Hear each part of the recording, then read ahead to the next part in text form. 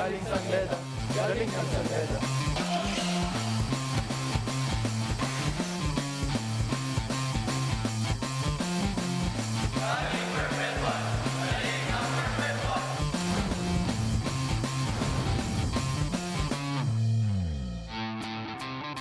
Nagpapatuloy ang nagbabagang aksyon na hatid sa inyo ng NCAA dito sa lungsod ng San Juan sa Phil Oil Flying V Center kung saan maghaharap na sa ating huling laban sa elimination round ng Season 94 ng NCAA ang isang koponan na tutungo sa Final Four. Ang koponan ni Bong Quinto, ang Colegio de San Juan de Letran Knights. At syempre, ang kanilang mga katunggali, ang College of St. Benilde Blazers na pinangunahan ng rookie sensation mula States na si Justin Gotang. Yan po ang ating huling laban on this Tuesday. It is the Knights versus the Blazers, and this is all seen live on SND Liga, the Filipino channel, sports.abs-cbn.com, at syempre sa pamamagitan ng YouTube sa ABS-CBN Sports Channel. Mabuhay Pilipinas at maraming salamat po sa inyong panonood. Ako po ang inyong lingkod, Anton Rojas, joined once again by Renren Ritualo for what should be a very interesting matchup sa pagitan ng isang koponan na nakabalik na sa wakas sa Final Four at syempre ang isa sa mga surprise teams dito sa ating torneo, ang CSB. Well, magandang hapon Anton, magandang hapon sa mga kapamilya na nanonood ngayon sa atin. Well, it should be a very intense matchup, Ren, dahil nga nagtagumpay ang San Beda sa ating preview for the Final Four against Perpetual. The game was close until the very end nung humiwalay na ang Red Lions. Pero syempre, maski na hindi pasok ang CSB sa Final Four, Ren, this is not gonna be an easy game para sa koponan ni Coach Jeff Napa. Of course, like I've been saying, itong pag-college basketball, it's pride and honor ang pinaglalabanan dito. Although, CS fixed na yung Final Four natin. Letran is in third spot with 13-4. Itong CSB Blazers naman missed the Final Four just like for 2 games. They should have won 2 or 3 games. Pasok sila just sa Final Four. Lalo na dahil maganda ang pinakita ng koponan ni Coach T.Y. Tang, 5-4 in the first round. But in the second round, they've already suffered 5 losses. Nakikita po ninyo si Clement Luchu. Walang mag-graduate sa CSB. Luchu still has 1 more year of eligibility along with the team captain Yankee Haruna.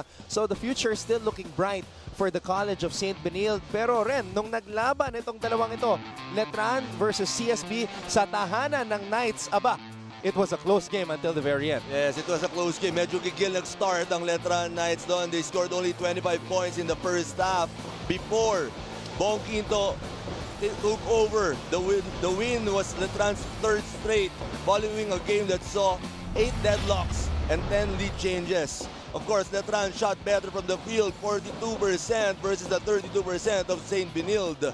Although CSB shot well from the 3-point area, converted 5 out of 23 in the 3-point area and connected better from the free throw line, 19 of 25 versus the 13 of 23. Of course, alam natin, malalaki itong Letran Knights. Ang laki ng disparity from the rebounding, 41 versus 32. Tsaka rin, sinabi mo nga, 3rd straight win ng Letran in the first round. That win against CSB at home. Coming into this game, they're riding on a 6-game winning streak. So yung kumpiyansa nitong kumanan ni Bong Quinto and the rest of the Knights is sky high. Sobra. They're picking at the right time. Itong mga kuponan ni Coach Jeff Napa, Bong Quinto against Perpetual. 22 points, 9 rebounds, 5 assists. At dinagdagan pa ni JP Calvo, 17 points, 5 rebounds, and of course, team leader in assists, 7 assists for JP Calvo in that game against Perpetual. Alam natin kung anong pwedeng gawin ng Perpetual. At graduating itong dalawang to, Bong Quinto and JP Calvo, hinintay nila itong taong ito para mag-step up para kay Coach Jeff Napa after being role players nung nag-champion ang Letran back in NCAA Season 91. It is JP Calvo's time. It is Bong Quinto's time to shine in their final NCAA year dito sa Season 94. Sa panig naman ng CSB, as I mentioned earlier, wala pang gagraduate. Haruna will be back next year.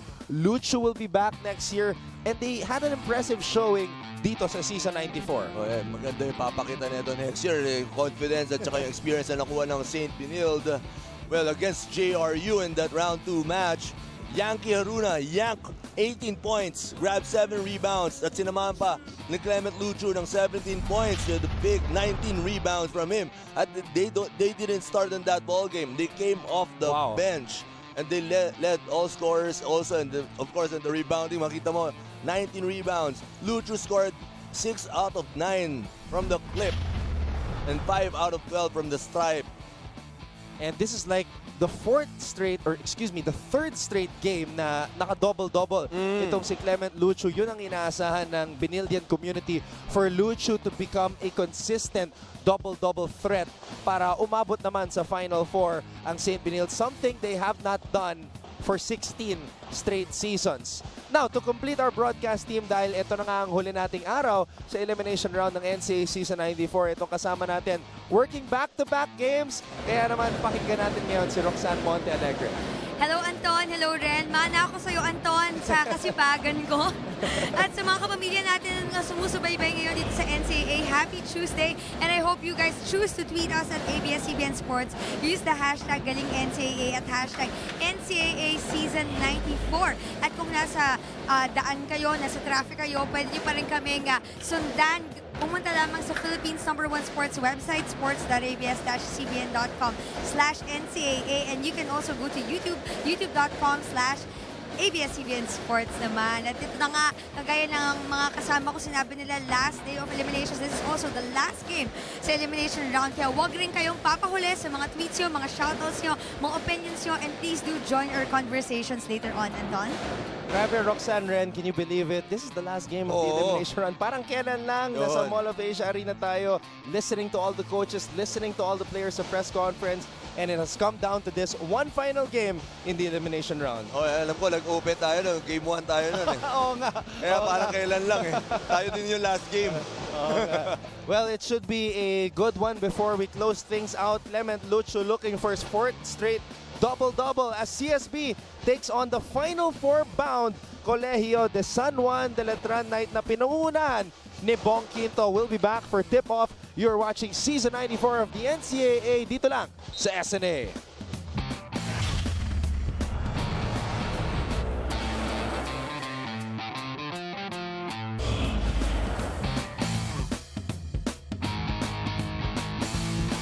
JP Calvo, point guard. Koy Galvelo, shooting guard. Larry Muyang, center. J.O. Ambohot, power forward. Bong Quinto, forward.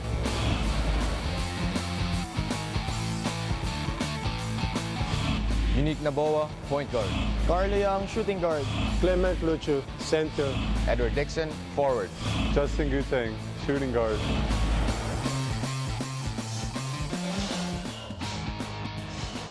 Alam mo kung bakit exciting din ang NCAA sa kalagitnaan ng season.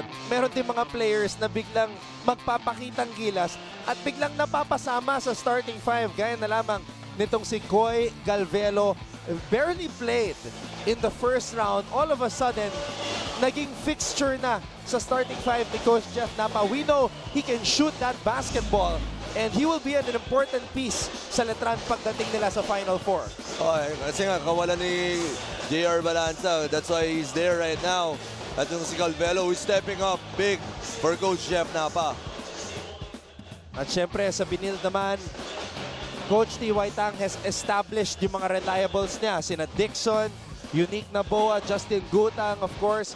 At sila naman po ang ating magiging officials for this game.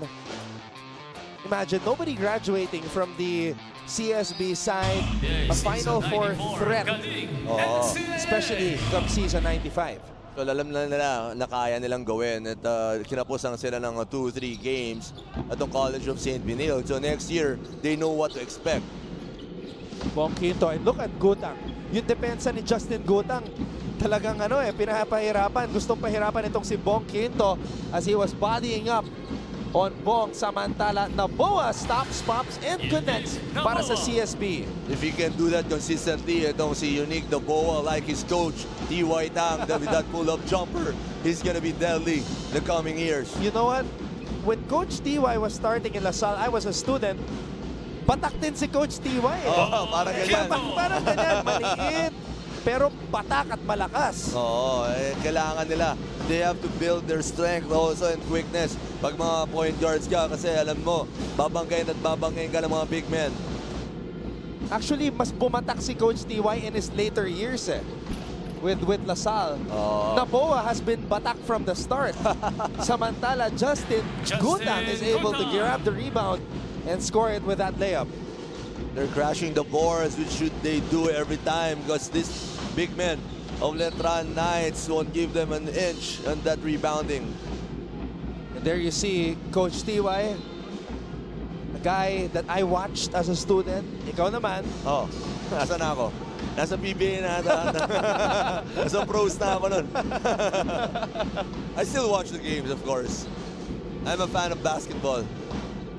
And there's nothing like college basketball. I'm sure you know that. Of course, of course. Iba yung experience. Like, ito, sabihin natin, fix na yung Final Four natin, but itong College of St. Benilde is gonna go all out. This ball game. Look at them. They're talking. Yes. They're playing hard. Gutang is bodying up on Quinto. Pero Ren, I gotta ask you, gaano kahirap ito para sa Letran na you wanna stay sharp? You're gonna play LPU on Friday. Pero meron ka pang CSB na makakalaban dito in a no-bearing game. Well, that's good if you look at the positive way. Kasi you can practice every play, every defensive scheme that you can do in the following playoff games against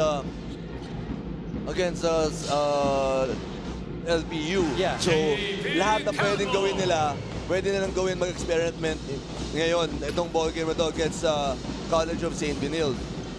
Samantala, ang Bohot grabbing the rebound, pinasa kay Calvo. Quinto with a fake. Quinto with a shot and the basket. Bong Quinto. Ang maganda lang dito talaga, pwede magamit lahat ng players ni Coach Jeff Napa to give them a confidence. Like earlier, nanonood ako dito, I think one of our panelists said, if you all have the skills pero you don't have that confidence, yun ang walang mangyayari sa'yo if you're a player. That's why malaking opportunity dito. It's a good opportunity for Coach Jeff Napa to put in all his players para to gain confidence in the following games kasi hindi mo alam kung sino kakailanganin mo. You have to be ready. And here's the thing, Ren.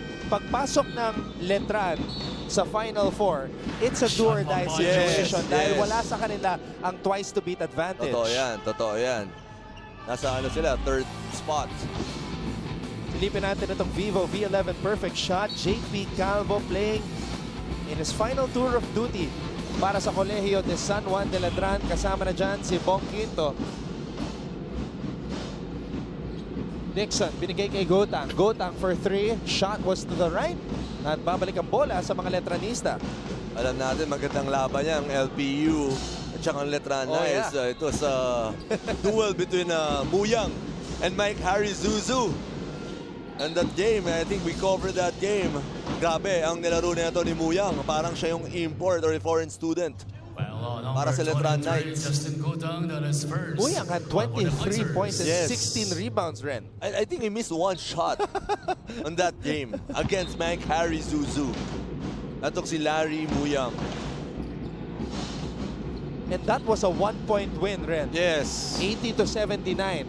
Samantala, Carlo Young going all the way as we take a look at what Kevin said here on Twitter. Sobrang saya talaga pag si Coach Red yung nagko-commentator. Thank you. Thanks, Kevin. Ang ganda ng lettering ng pangalan niya, John. Go Letran para sa championship. Letranista yan. Ay, parang yun yung yung font ng Letran Exactly. Di ba? Pero alam mo rin, nakausap ko si Bong Quinto nung in-interview ko siya for an article. And I asked him, championship caliber ba? Naniniwala ka ba na championship caliber ang team nyo? Sabi niya, syempre. Ito na yung pinakamalalim daw na rotation. Totoo yan. Para sa kanya, actually, mas malalim pa nung taon na nag-champion sila. Totoo yan. I totally agree with him. Kasi kahit sino hugutin mo ngayon is ready to play. May one time, di ba, si Ambot coming off the bench. Nung simula. So si Pajarito pang hugutin mo dyan na big man. So ang dami mo pwedeng mahugot dyan. Sila Fran Yu, si Batilier, yung mga guards ni Coach Jeff Napa. So it's gonna be a tough to match up against this Letran Knights team. And I like this matchup right here between Quinto and Gutang. Yung isa natutong maglaro sa mga 3-on-3 court sa Quezon City. Yung isa naman natutong maglaro ng basketball sa San Francisco, California. So, sino ba mas physical dyan?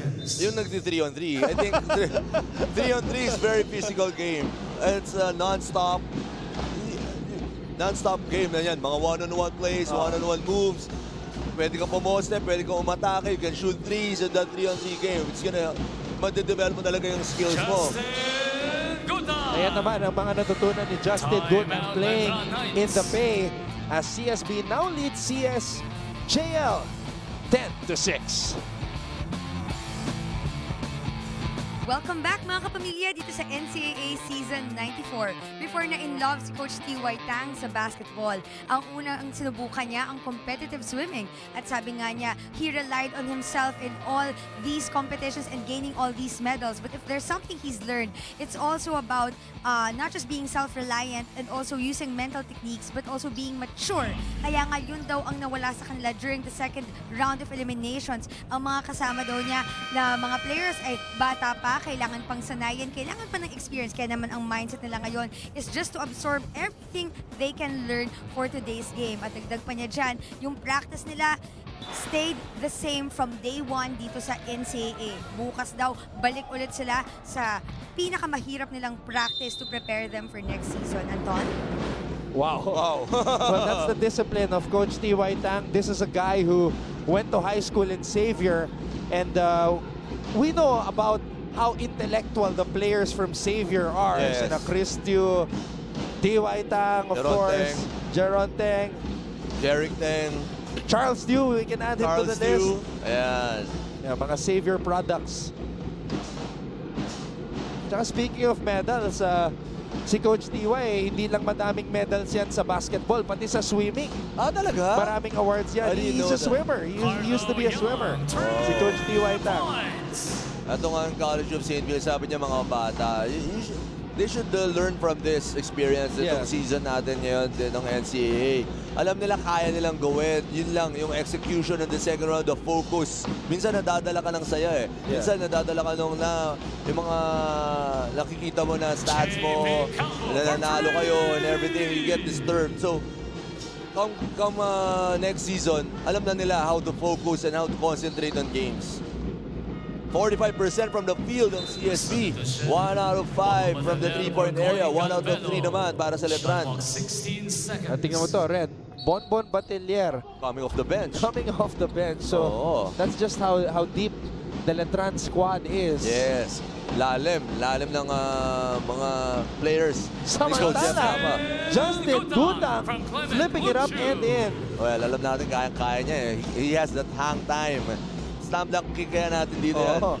Samantala, Bonbon Batelier. Kakapasok lang. Nakashoot na agad si Bonbon. And he's comfortable coming off the bench. Itong si Bonbon Batelier, he's ready. And he knows his role dito sa team ng Letran Knights. And speaking of being ready, as we see Clement Luchu score off of that nice pass by Justin Gutang. Look at Fajarito on the side. Kanina ko pa napapansin yan eh.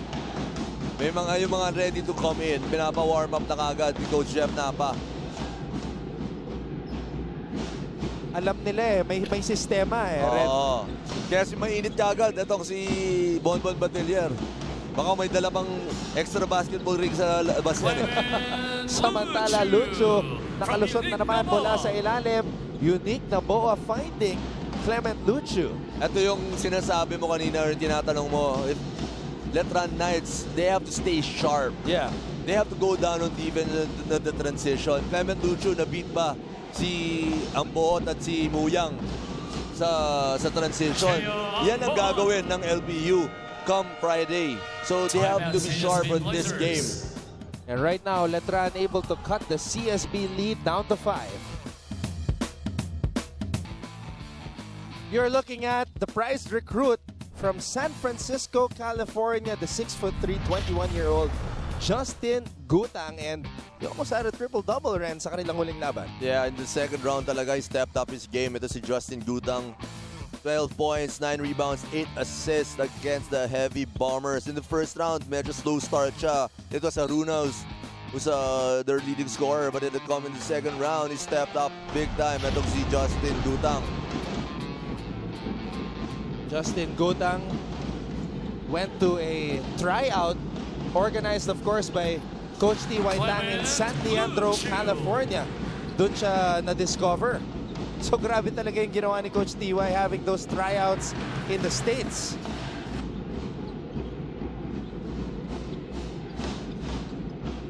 Samantala, Bong Quinto.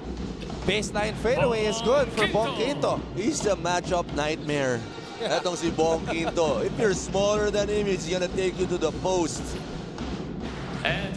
Oh, nice passing by College of St. Benilde. Actually, yan yung nawala sa College of St. Benilde. Yung passing nila in the second round. Parang in the first round, they're leading in the assist department dito sa liga natin. Pero that second round, parang nagkanya-kanya na sila. So, I think yung execution of plays talaga in the defense ng College of St. Benilde missed in that second round. So it goes back to that focus that you were talking about. Yes. And not getting carried away by the nice stats and things like that. Oo. Minsan, yung mga bata, ganun eh. May natutuwa ka agad eh. Pag natuwa ka na, parang you'll feel happy. So, parang makukontento ka na. So, you should be hungry every time. Samantala, Edward Dixon is able to score off the glass. Edward Dixon giving CSB a 25-18 lead. Itong CSB, pang Final Four yung effort ngayon, Ren. Oo. Kailangan nilang go out with a bang because hard practice sila tomorrow. Kung maganda pinakita nila ngayon, baka magbago isip ni Coach T.Y. Tang.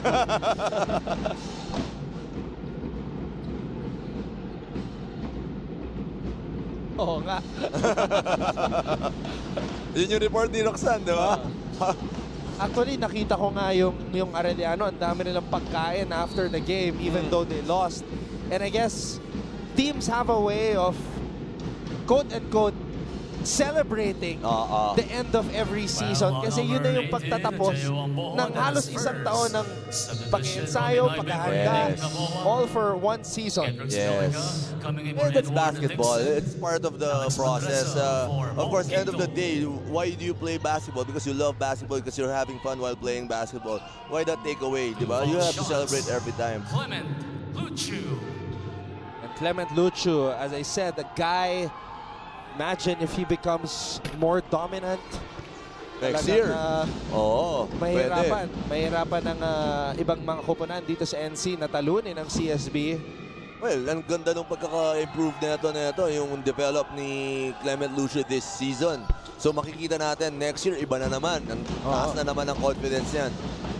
Tsaka looking at the history of CSB, it's been a while since they reached the Final Four. 2002 pa, season 78. Yes. Tagal na nun, ha? Tagal na. So many players have come in, so many coaches have come in to try to change the culture. Pero yun nga lang, they've always come up short. Yes. But this year, with Coach T.Y. Tang, there has been a little bit of light shining on that darkness. Kasi minsan, masaktan ka muna bago ka matuto eh. Or masaktan ka muna bago ka maging successful. Wow. You have to learn from the ropes eh. Did you see that layout? Taas, no? Kaya ko natamaan shot lang eh. Bon Batilier. Hey, he's looking to attack every time si Bon Batilier. St. Benilde. Ayan yung laro nila nung first round.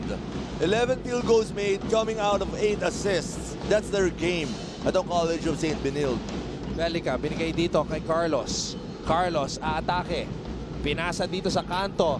Triple is good for Niven. Ganda na naman. 9th field goal nila coming from an assist pass of Carlos.